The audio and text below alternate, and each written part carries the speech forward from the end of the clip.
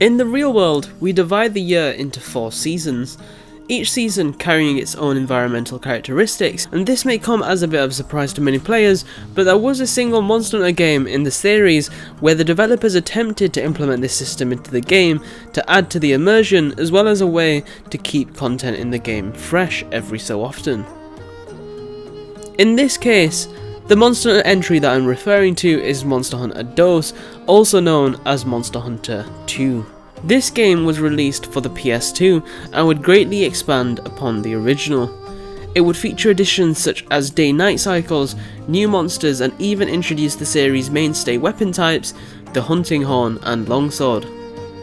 Seasons were also introduced here and would never return to the subsequent releases in the series. There were 3 seasons in this title. They weren't your standard spring, summer, autumn, winter, instead they were hot, cold and breeding season.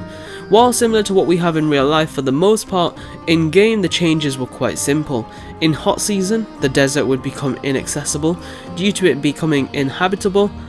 Every other map would be fine during this point, and then in cold season, the same thing would happen to the snowy mountains instead, with that map becoming inaccessible, with the desert map opening up again.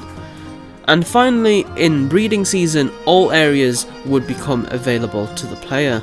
The seasons and time of day would change dynamically, and overall was quite an interesting mechanic within the game. While this had the added benefit of stronger immersion within the game world, it would come at the cost of having certain monsters being time-locked temporarily, as of course some monsters would be tied to the snowy mountains or desert maps exclusively.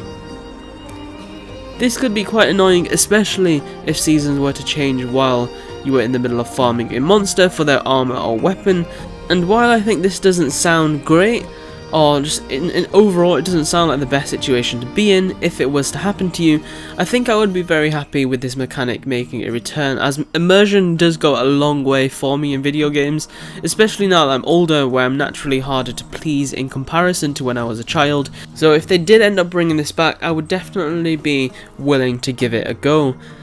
I feel like removing seasons from subsequent releases was more of a safe option for the developers, similar to how they kept underwater combat out of releases after 3 Ultimate, given the reception of the underwater mechanics. If they do bring it back though, I think it would be great if they made seasons even more immersive and impactful.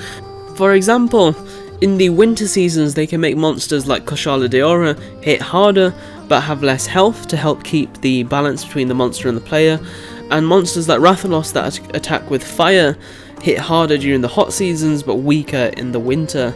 And then of course the breeding season can act as the neutral time period where monsters attack as we've seen them do to date. The day and night cycles and monster variation would carry their influence into future games, like 3 Ultimate, where the Mogul Woods free hunt would have certain monsters that appear during the day and other monsters that appear during the night. I think it would be pretty cool if they did reintroduce seasons in Monster Hunter 6, and if this is the case, we don't have long to wait, as I'm sure we'll have some kind of reveal, if not the release, during the second half of this year, but as always, time will tell. Let me know down below what you guys think of this mechanic, and if you think it should return, and if so, how do you think it should return, and I look forward to reading all of your comments.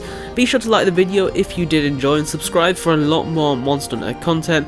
It is extremely appreciated when you guys do show your support for the videos, and of course I know a lot of you probably might enjoy the videos and not leave any comments or likes, which is absolutely fine. I know a lot of people do like to just browse YouTube, but if you are able to hit that like button, it would be extremely appreciated. And don't forget to join our Discord, link is at the top of the description. Lots of awesome other hunters in there, and we'd love to have you with us. Thank you all so much for watching, and I will see you all in the next one. Bye.